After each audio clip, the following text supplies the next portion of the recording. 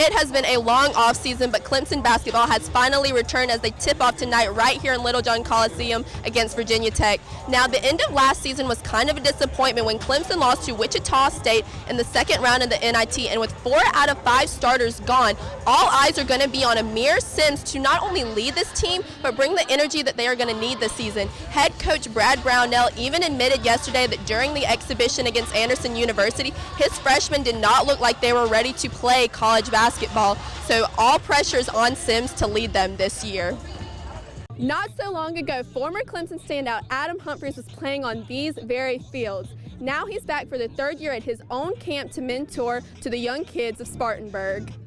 Clemson's close matchup against an unranked UNC created a lot of questions as to whether this team was still a national contender. But after tonight's dominating victory against Florida State, the Tigers left all doubts on the field. Clemson Insider here in Charlotte, North Carolina at the ACC kickoff. Hey everyone, and welcome to another episode of Cup of Joe. I have a very, very special guest today. It is Bethea. He was on the very first national championship team. And for all you newcomers, I do not mean the one in 2016. I mean the one back in 1981. He also coached at Tulsa and Catawba, and his biggest accomplishment is being my dad.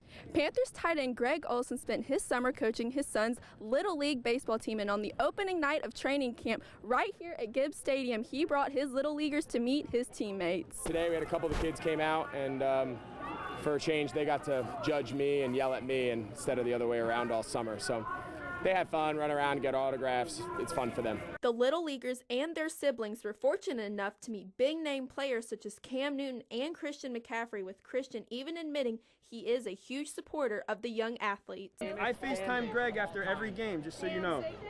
For the next 6 months, Greg Olsen's primary focus will be on football instead of baseball as he heads into his 9th season with the Panthers. In Spartanburg, Joanne, Bethea, 7 Sports. You started all 34 games last year, but you're the only starter that's left. How can you use that experience, to lead this team and to help guys transition into starting roles?